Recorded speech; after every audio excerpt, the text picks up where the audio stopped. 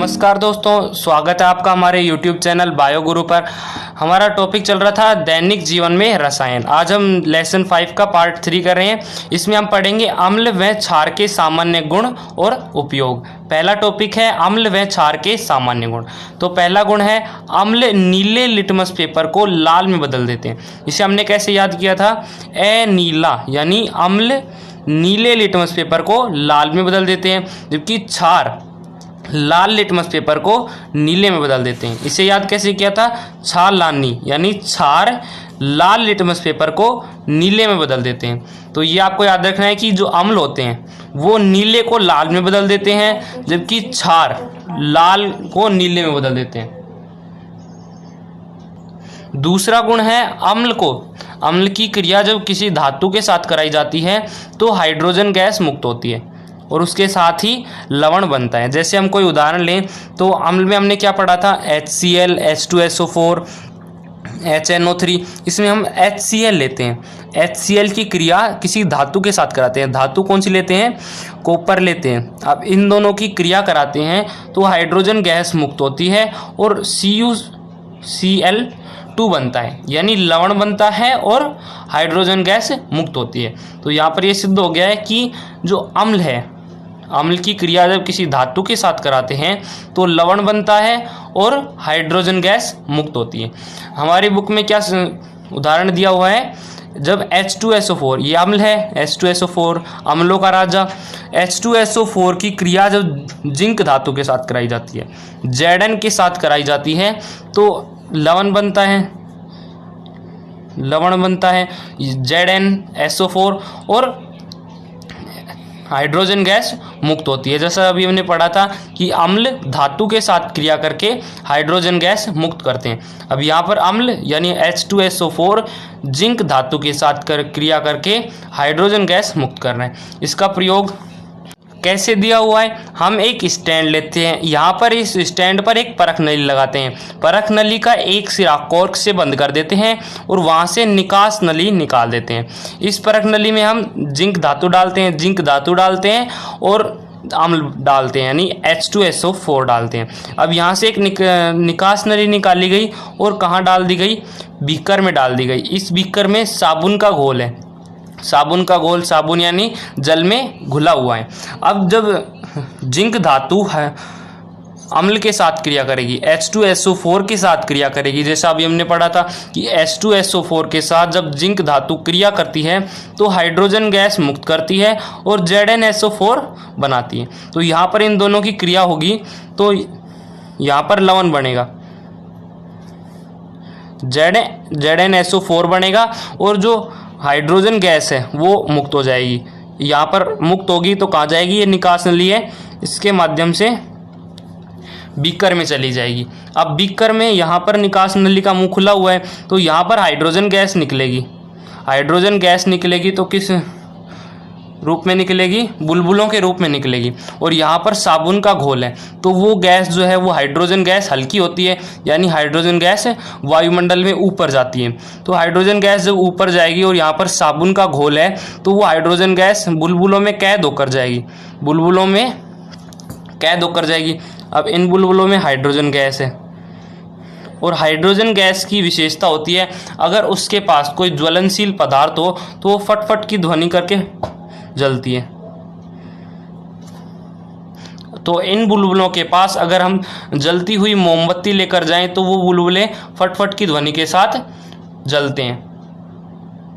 यहाँ पर जो बुलबुले हैं वो फटफट की ध्वनि के साथ निकल रहे हैं, यानी फटफट की ध्वनि के साथ जल रहे हैं। तो इससे ये सिद्ध होता है कि जो H2SO4 है उसकी क्रिया जिंक धातु के साथ कराते हैं तो हाइड्रोजन गैस रिलीज करती है, क्योंकि हाइड्रोजन गैस ही ज्वलनशील गैस होती है, यानी फटफट की ध्वनि करके जलती है।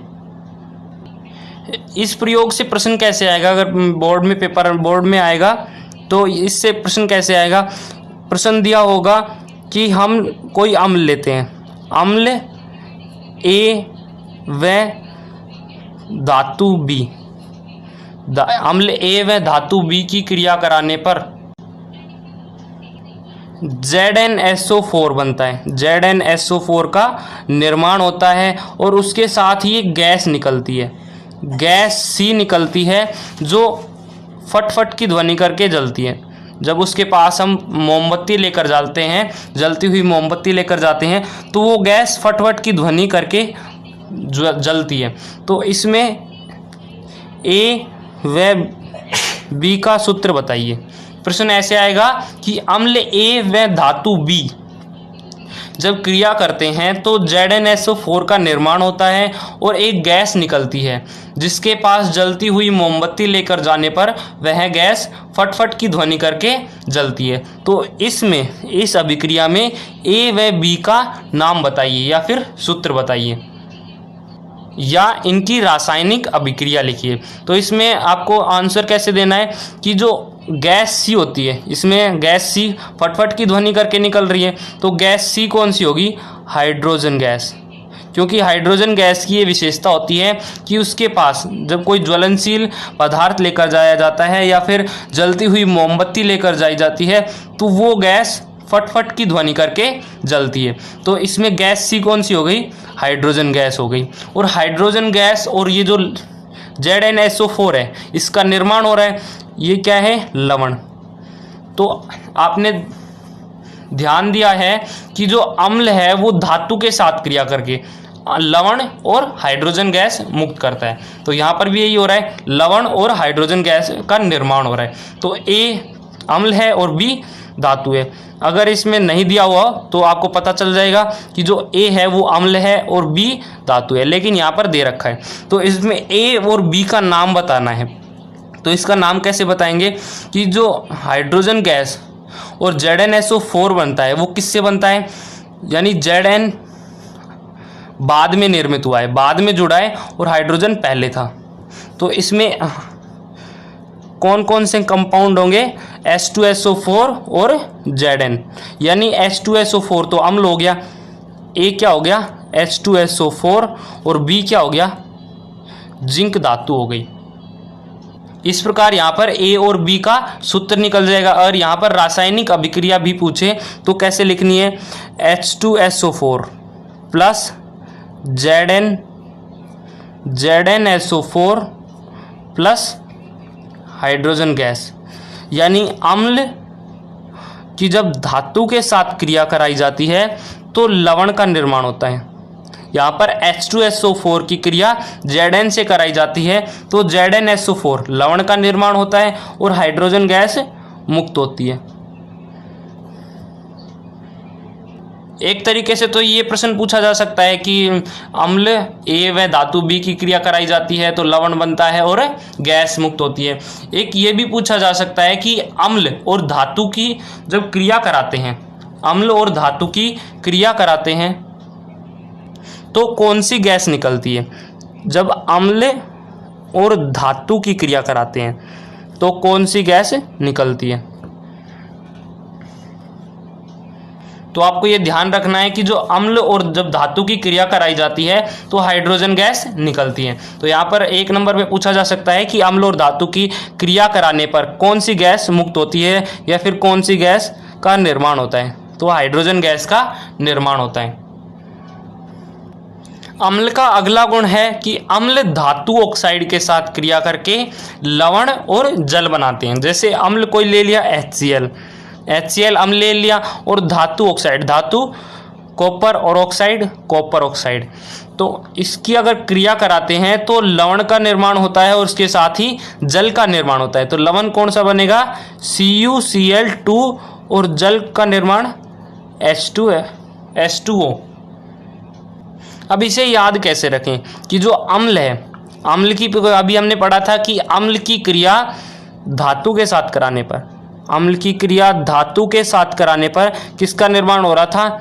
H2 गैस का निर्माण हो रहा था और उसके साथ लवण बन रहा था। तो यहाँ पर क्या है? अम्ल और धातु ऑक्साइड। यहाँ पर अम्ल और धातु था तो अम्ल और धातु के साथ क्रिया कराएंगे तो लवण और H2 का निर्माण होगा और इसके साथ धातु के साथ ऑक्साइड और जुड़ा हुआ है। तो जो लवण बनेगा या फिर जो हाइड्रोजन गैस बनेगी इसके साथ भी ऑक्साइड जुड़ जाएगा, यानी जल का निर्माण हो जाएगा और लवण का निर्माण हो जाएगा।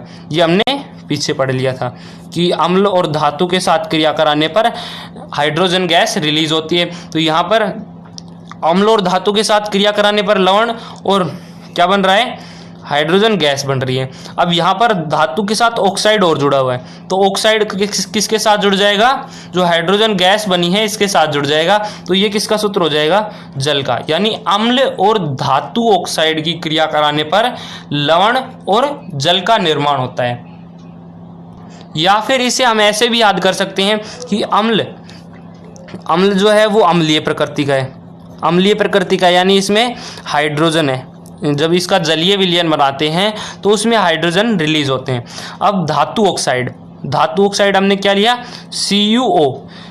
हमने लुईस की अवधारणा पढ़ी थी, उसमें हमने पढ़ा था कि ये जो कंपाउंड होता है ये कैसा होता है, लुईस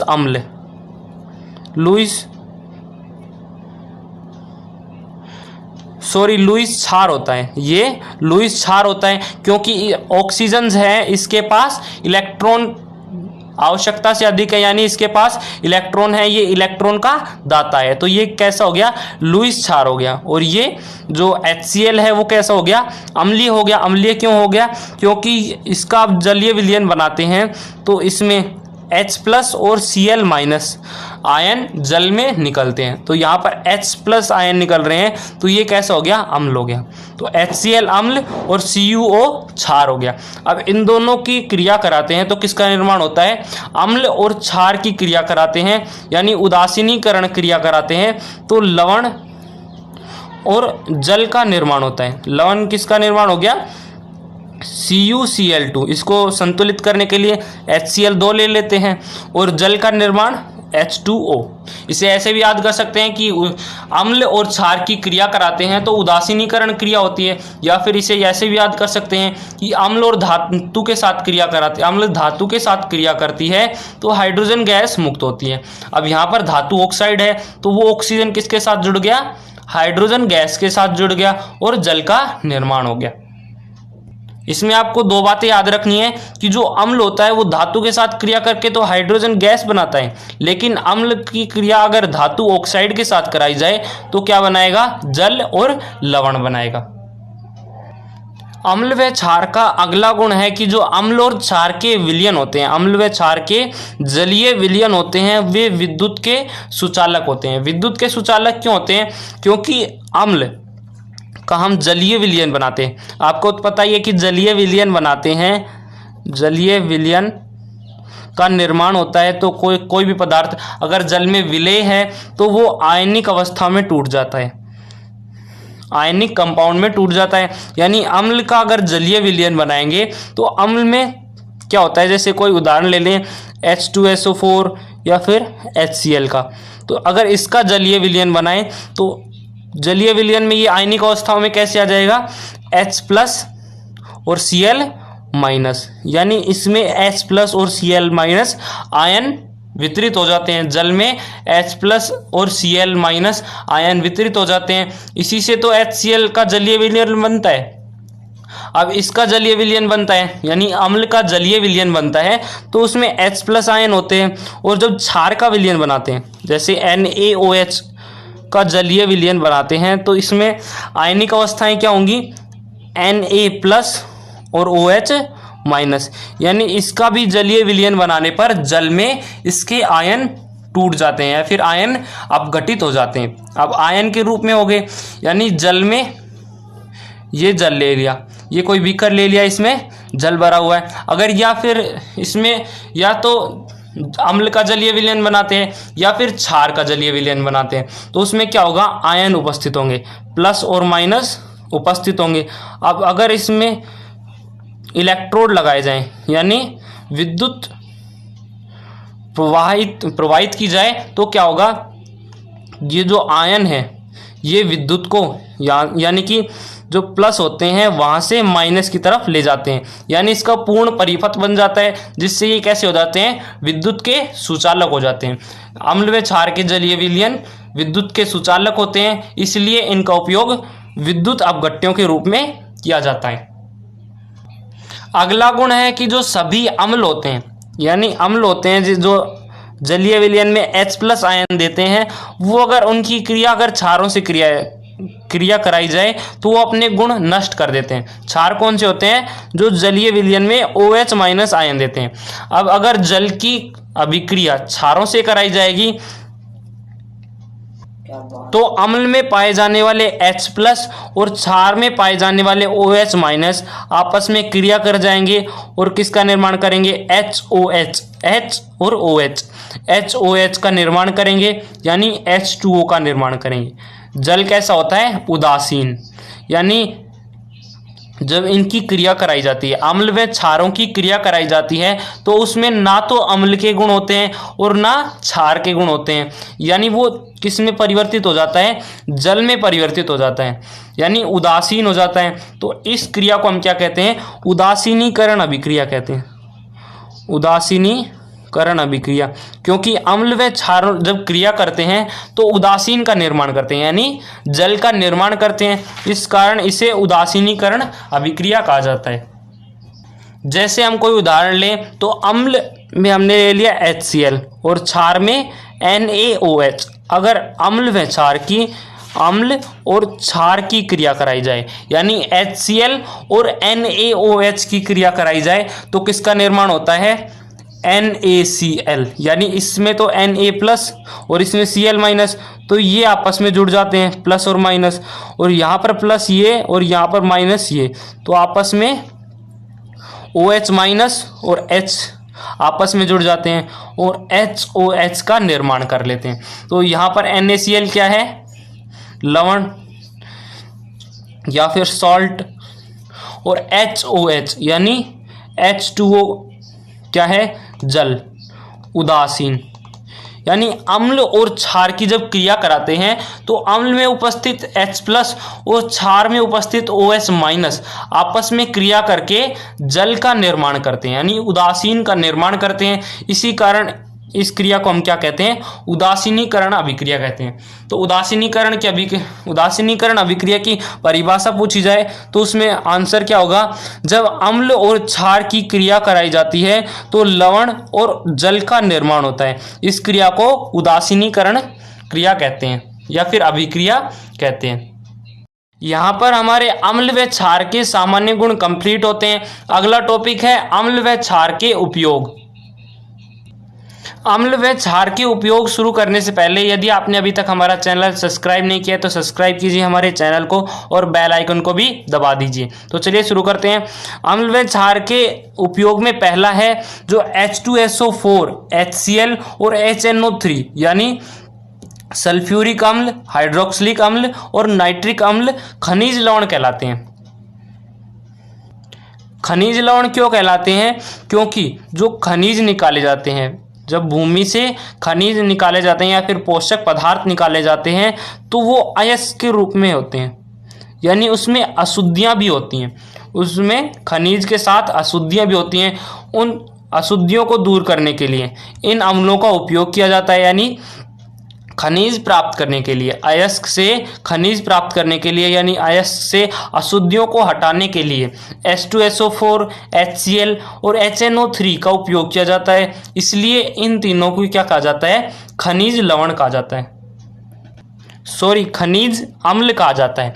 और जो सिट्रिक अम्ल, टार्टरिक अम्ल, लैक्टिक अम्ल और एसिटिक अम्ल, ये हमने पहली वीडियो में पढ़ लिए थे। सिट्रिक अम्ल नींबू में, टार्टरिक अम्ल इमली में, लैक्टिक अम्ल दूध और दही में पाया जाता है, एसिटिक अम्ल सिरका में। ये जो सारे अम्ल हैं जो हमने पहले पढ़े थे ये क्या कहलाते हैं? कार्बनिक अम्ल कहलाते हैं, यानी इन अम्लों में कार्बन उपस्थित होता है, कार्बन परमाणु उपस्थित होता है, इसलिए इन अम्लों को क्या कहा जाता है? कार्बनिक अम्ल कहा जाता है। अम्ल के उपयोग में पहला है HCl का उपयोग। HCl का उपयोग उद्योगों में बॉयलर को साफ करने के लिए किया जाता है, सिंक व सैनिटरी साफ करने में। और नाइट्रिक अम्ल यानी HNO3 का उपयोग कहाँ किया जाता है? सोने, चांदी और गहनों को साफ करने में और उर्वरक यानी यूरिया बनाने में। जो कृत्रिम यूरिया होता है, कृत्रिम खाद होता है, उर्वरक बनाने में नाइट्रिक अम्ल यानी HNO3 का उपयोग किया जाता है।